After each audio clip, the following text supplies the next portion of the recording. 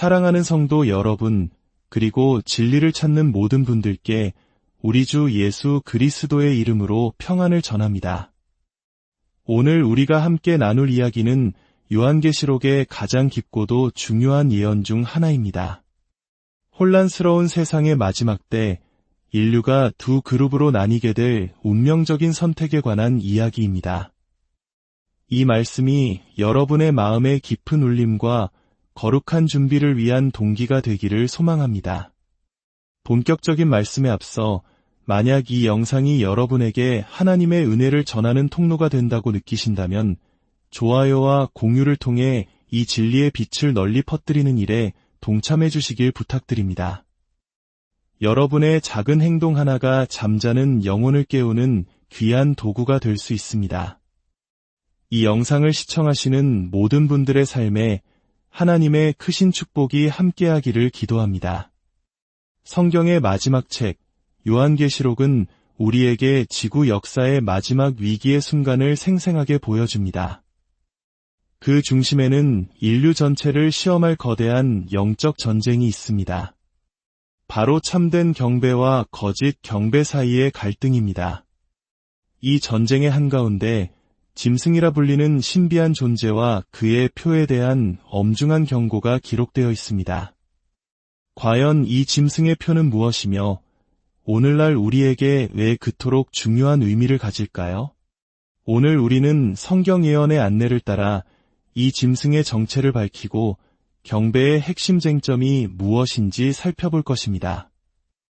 또한 이마와 손의 표를 받는다는 것의 상징적 의미를 해석하고 어떻게 하나님의 거룩한 안식일이 인간의 전통인 일요일 예배로 바뀌게 되었는지 그 역사를 추적해볼 것입니다. 그리고 예언이 어떻게 경제적 압박과 박해를 통해 이 표를 강요할 것인지, 이에 대한 하나님의 긴급한 부르심은 무엇인지 듣게 될 것입니다. 이 말씀을 통해 우리 각자가 내려야 할 영적 선택의 중요성을 깨닫고 믿음과 소망 속에서 진리의 편에 굳건히 설 수 있는 용기를 얻게 되기를 간절히 바랍니다. 한 장, 요한계시록의 짐승, 그 정체는 무엇인가 사도 요한은 반모섬에서 놀라운 환상을 봅니다. 요한계시록 13장 1절은 이렇게 기록합니다. 내가 보니 바다에서 한 짐승이 나오는데 뿔이 10이요 머리가 7이라. 이 짐승은 표범과 비슷하고 발은 곰에 발 같고 입은 사자의 입 같은 기이한 모습을 하고 있었습니다. 이는 과거의 위대한 제국들의 특성을 물려받은 강력한 세력을 상징합니다. 성경 연구가들은 여러 세기에 걸쳐 예언의 말씀을 역사와 비교하며 그 정체를 분명히 확인했습니다. 요한계시록 13장의 바다에서 올라온 짐승은 바로 교황권, 즉 로마 가톨릭 교회를 상징합니다. 이교 로마 제국이 멸망한 후 로마 교회는 유럽에서 종교적, 정치적 권위를 모두 행사하는 지배적인 세력으로 부상했습니다. 예언은 이 짐승이 용, 즉 사탄에게서 권세와 보좌와 큰 권능을 받았다고 말합니다. 사탄이 로마 제국을 통해 교황권을 세계적인 종교 권력으로 세웠다는 의미입니다. 어떻게 이 짐승이 교황권임을 알 수 있을까요? 예언은 중세교회의 역사와 정확히 일치하는 몇 가지 특징을 제시합니다. 요한계시록 13장 5절에서 7절은 이 짐승이 큰 말과 신성 모독적인 말을 하고 42달 동안 일할 권세를 받으며 성도들과 싸워 이기고 각 족속과 백성과 방언과 나라를 다스리는 권세를 가질 것이라고 말합니다. 예언에서 42달은 1260일, 그리고 하루를 1년으로 계산하는 원칙에 따라 1260년을 의미합니다. 놀랍게도 교황권은 주후 538년부터 1798년까지 정확히 1260년간 유럽을 지배하며 막강한 영향력을 행사했습니다. 그리고 이 기간 동안 가톨릭의 교리를 따르지 않는 수많은 신실한 그리스도인들을 박해했습니다. 교황권은 죄를 사하는 권세나 스스로를 지상에서의 하나님 대리자로 칭하는 등 성경이 신성모독이라고 부르는 권력을 주장했습니다.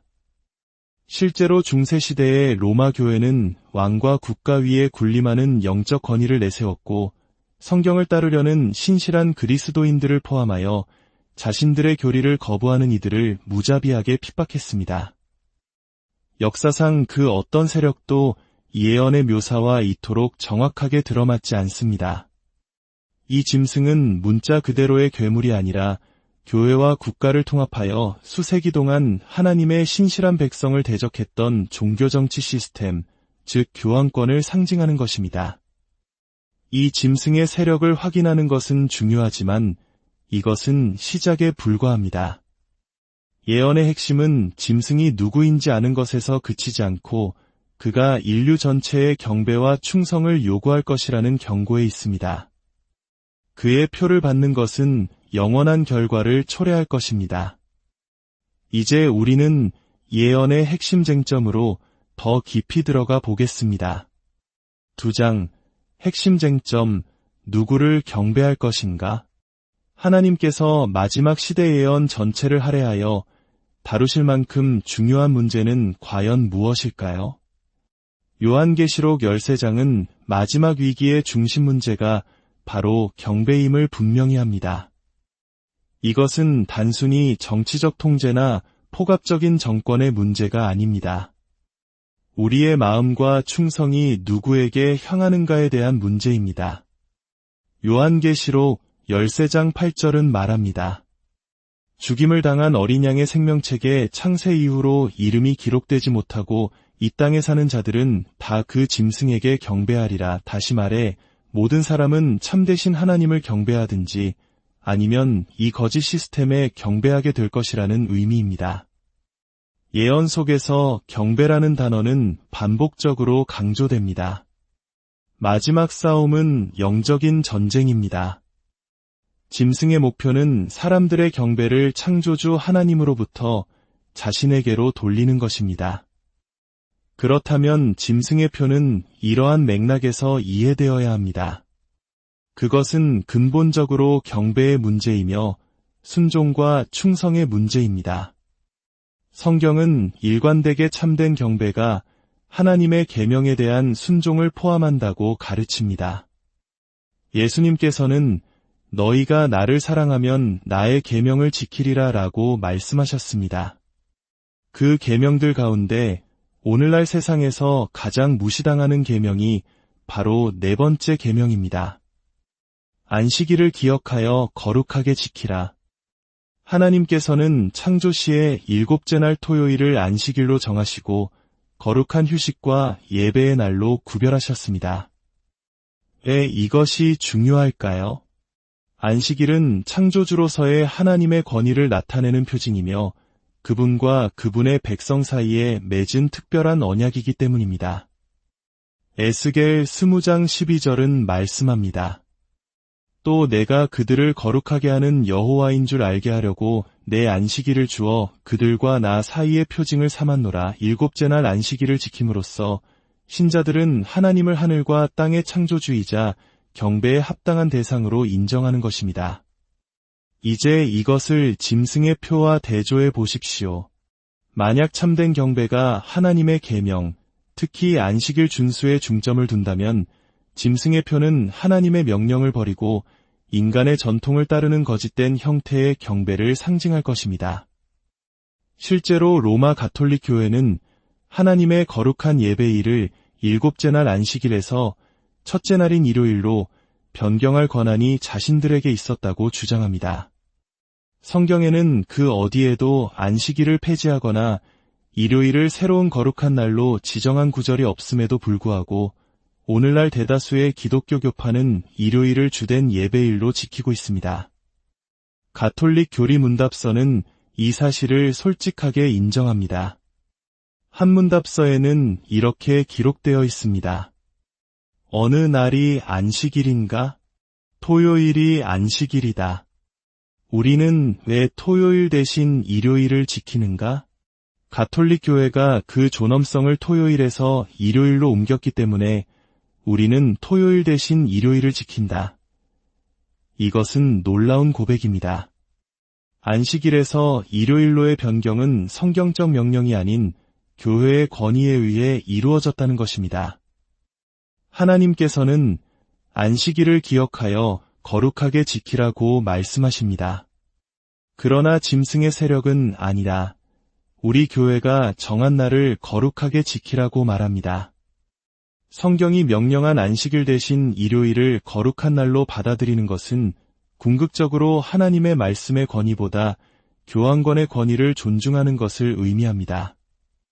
이것이 바로 예언이 말하는 짐승의 표의 본질입니다.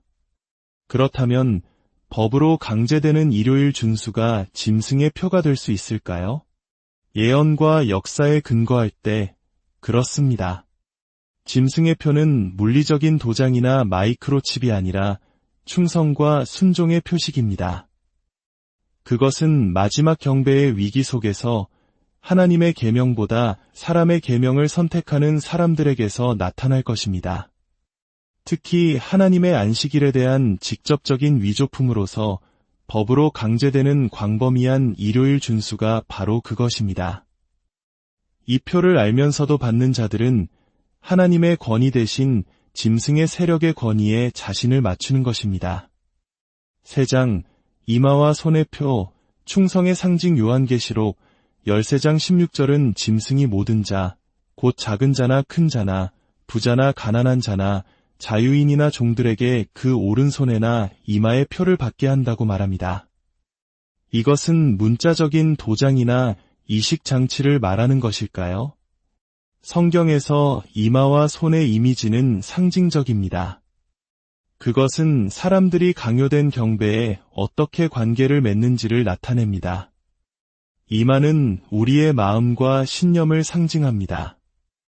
이마의 표를 받는다는 것은 짐승의 거짓 경배 시스템을 온전히 믿고 동의하는 것을 의미합니다. 그들은 지적으로, 영적으로 설득되어 의식적으로 하나님의 계명을 거부하고 짐승의 길을 따르기로 선택한 사람들입니다. 어느 누구도 실수로 이마의 표를 받지 않을 것입니다. 이것은 의식적인 충성의 선택입니다. 반면에 손은 행동과 수능을 상징합니다. 손의 표를 받는 사람들은 마음에 동의하지 않더라도 외적으로 그 요구에 따르는 사람들입니다. 그들은 아마 일요일이 거룩하다는 것에 이념적으로 확신하지 못할 수도 있습니다. 하지만 편애, 두려움 또는 경제적 압박 때문에 순응합니다. 그들은 고난이나 박해를 피하기 위해 강제된 일요일 예배에 동참하는 것입니다. 요약하자면 이마는 확신의 참마음을, 손은 강요된 행동을 의미합니다. 한 그룹은 짐승의 종교적 칙령을 진정으로 믿고 다른 그룹은 단지 처벌을 피하기 위해 복종합니다. 그러나 두 그룹 모두 하나님의 명령에 불순종하는 데 연합합니다. 이 사실은 우리를 겸허하게 만듭니다. 아무도 실수로 짐승의 표를 받지 않을 것입니다. 그것은 진심에서 우러나온 선택이든 수능에 기반한 선택이든 결국은 선택의 문제입니다. 그리고 하나님께서는 이 표를 거부하는 당신의 백성을 두실 것이며 그들은 이마에 하나님의 인을 받은 자들로 묘사됩니다. 그들은 마음으로 하나님의 법을 따르기로 굳게 결심하고 행동으로 그것을 증명하는 사람들입니다. 시험이 닥칠 때 우리 각자는 누구에게 순종할 것인지 결정해야만 할 것입니다. 4장 안식일 대 일요일 어떻게 전통이 계명을 대체했는가, 어떻게 하나님의 영원한 법인 안식일이 일요일 예배로 대체되었을까요? 그 변화는 하룻밤 사이에 또는 신성한 명령에 의해 일어난 것이 아닙니다. 그것은 점진적으로 그리고 인간적인 요인들 때문에 일어났습니다. 창조시부터 하나님께서는 7째 날을 안식일로 제정하셨습니다. 예수님 자신도 안식일을 지키셨고 안식일이 사람을 위해 있는 것이라고 가르치셨습니다. 결코 폐지될 운명이 아니었습니다. 그러나 기독교가 로마 제국으로 퍼져나가면서 문화적, 정치적 압력이 가해졌습니다. 로마는 태양신을 숭배하는 이교 사회였고 일요일은 바로 그 태양신에게 바쳐진 날이었습니다. 시간이 흐르면서 많은 이방인 개종자들은 이전의 관습을 교회 안으로 가져왔습니다. 일요일은 성경적 지시가 아니라 박해받던 유대인들과 자신들을 구별하고 이교 문화 속에서 편의를 도모하기 위해 점차 기독교 모임의 날로 부각되기 시작했습니다. 결정적인 전환점은 4세기 초 콘스탄티누스 황제 때 찾아왔습니다. 그는 주후 321년 역사상 최초의 민간 일요일 법령을 발표했습니다. 존엄한 태양의 날에 도시에 거주하는 행정관과 백성은 쉬고 모든 작업장을 닫으라. 이 법은 일요일을 존엄한 태양의 날이라고 부름으로써 그 이교적 기원을 반영합니다. 이 법령은 성경적인 안식일을 금지하지는 않았지만 일요일 준수를 향한 거대한 전환의 발판을 마련했습니다. 얼마 지나지 않아 교회는 공식적으로 이 변화를 승인했습니다. 364년경 라오디게아 공의회에서 교회는 다음과 같은 법을 통과시켰습니다. 그리스도인들은 유대화하여 토요일에 게으름을 피워서는 안 되며 그날에 일해야 한다. 그러나 주의 날은 특별히 존중해야 한다. 만일 그들이 유대화하는 것이 발견되면 그리스도로부터 차단될 것이다. 즉, 교회는 성경적인 안식일에 쉬는 것을 금하고 일요일에 쉬도록 명령했으며 안식일 준수자들을 이단으로 낙인 찍었습니다. 이것이 바로 예언이 말하는 때와 법을 바꾸려는 시도였습니다. 이 역사를 이해할 때 우리는 마지막 때에 짐승의 세력이 자신의 권위의 표인 일요일 준수를 충성의 보편적인 시험으로 강요하려 할 것임을 알 수 있습니다. 5장 마지막 때의 강제와 박해 예언은 짐승의 표가 단순한 종교적 법령 이상이 될 것이라고 밝힙니다. 그것은 시민적 처벌, 경제적 압박, 그리고 결국에는 죽음의 위협으로 강제될 것입니다. 즉, 교회와 국가가 연합하여 경배를 강요할 것입니다. 요한계시록 13장 16대 17절은 짐승의 표가 없는 자는 아무도 샀거나 팔 수 없는 때가 올 것이라고 경고합니다. 거짓 예배 시스템에 동참하기를 거부하는 사람들은 경제에서 배제되어 직업을 갖거나 음식을 샀거나 상거래에 참여할 수 없게 될 것입니다. 여러분의 은행 계좌가 동결되고 식료품점이 여러분의 예배일 때문에 서비스를 거부하는 것을 상상해 보십시오. 믿기 어렵지만 이것이 바로 성경이 예언하는 바입니다. 현금 없는 디지털 경제로 빠르게 이동하는 세상에서 매매 능력을 통제하는 것은 생명의 기본 수단을 통제하는 것을 의미합니다. 또한 예언은 짐승의 우상이 말하며 짐승의 우상에게 경배하지 않는 자들을 죽이게 할 것이라고 말합니다. 말한다는 것은 법을 제정하는 것이고 하게 한다는 것은 강제하는 것입니다. 짐승의 우상은 짐승의 본성, 즉 중세 교황권처럼 교회와 국가가 연합하여 종교적 준수를 강요하는 시스템을 반영하는 것을 의미합니다.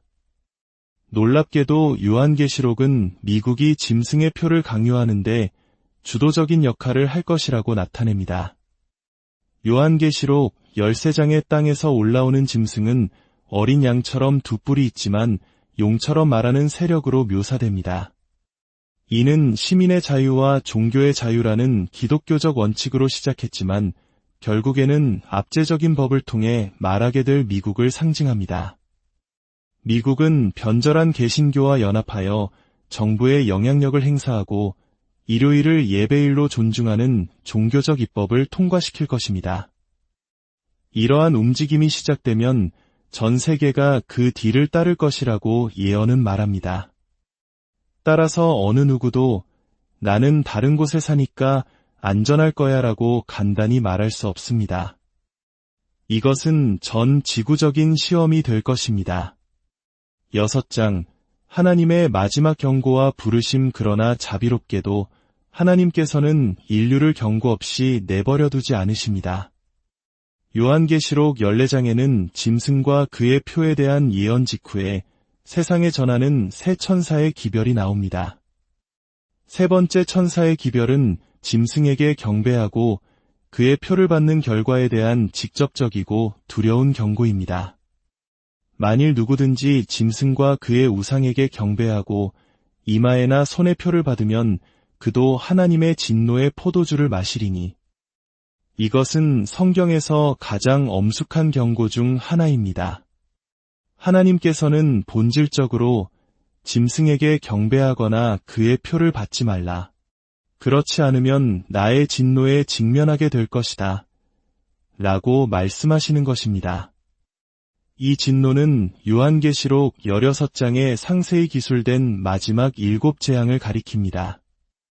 그 재앙들은 짐승을 따르는 자들에게 구체적으로 임할 것입니다. 그러나 이 무서운 경고는 하나님의 마지막 자비의 부르심이기도 합니다. 내 사랑하는 자녀들아, 다가올 일을 내가 안다. 제발 이 거짓 시스템에 너의 충성을 바치지 말라. 바벨론에서 나오라. 나와 함께 서라 고 외치시는 사랑의 경고입니다. 이 기별은 또한 하나님의 신실한 백성을 아름답게 묘사하며 우리를 초청합니다. 성도들의 인내가 여기 있나니 그들은 하나님의 계명과 예수에 대한 믿음을 지키는 자니라. 하나님의 경고에 귀 기울이는 사람들은 두 가지 핵심적인 특징을 가집니다. 첫째, 그들은 하나님의 계명을 지킵니다. 짐승의 세력이 바꾸려 했던 안식일 계명을 포함하여 10가지 계명 모두를 지킵니다. 둘째, 그들은 예수에 대한 믿음을 가집니다. 그들은 예수님이 가졌던 것과 같은 종류의 믿음과 신실함을 소유합니다. 그들은 하나님의 약속과 은혜를 온전히 신뢰하며 어떤 세상의 권력이 아닌 예수님의 의에 의지합니다. 이 마지막 시험은 모든 사람에게 근본적인 질문을 던질 것입니다. 나의 주인은 누구인가? 하나님인가? 아니면 인간의 권위인가? 여호수아가 이스라엘에게 도전했던 것처럼 말입니다. 너희가 섬길 자를 오늘 택하라. 이 시험에는 중립지대가 없을 것입니다. 결론, 준비와 선택의 시간 사랑하는 여러분, 우리는 오늘 요한계시록의 심오한 예언을 여행했습니다. 이 모든 것은 하나의 생각으로 요약될 수 있습니다.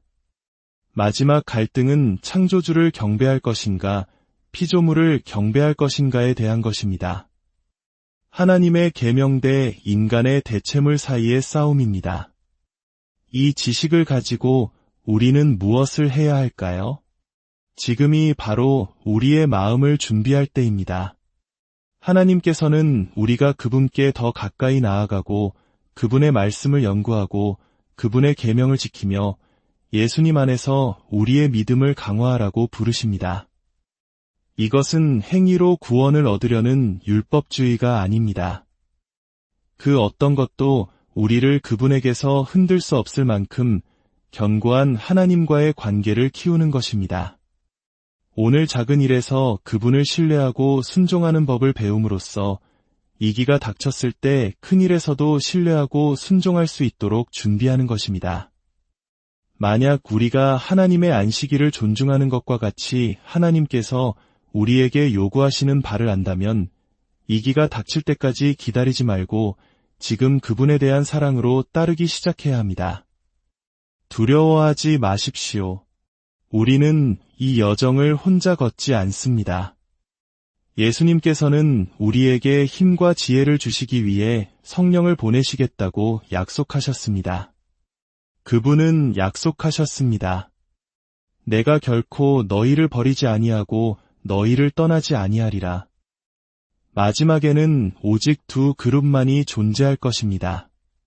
하나님의 인을 받은 자들과 짐승의 표를 받은 자들. 하나님의 은혜로 저와 여러분 모두가 하나님의 계명과 예수에 대한 믿음을 지키는 자들 가운데서 발견되어 살아계신 하나님의 인을 받게 되기를 간절히 기도합니다. 성령과 신부께서 말씀하십니다. 오라 오늘 그리고 매일 그분의 부르심에 응답합시다. 그리고 머지않아 우리 주님께서 영광 중에 다시 오실 때 다 함께 기뻐하게 되기를 소망합니다. 우리 주 예수 그리스도의 은혜와 하나님 아버지의 무한하신 사랑과 성령의 인도하심이 이 말씀을 묵상하고 주님의 재림을 위해 마음을 준비하는 여러분 모두와 함께하기를 축원합니다.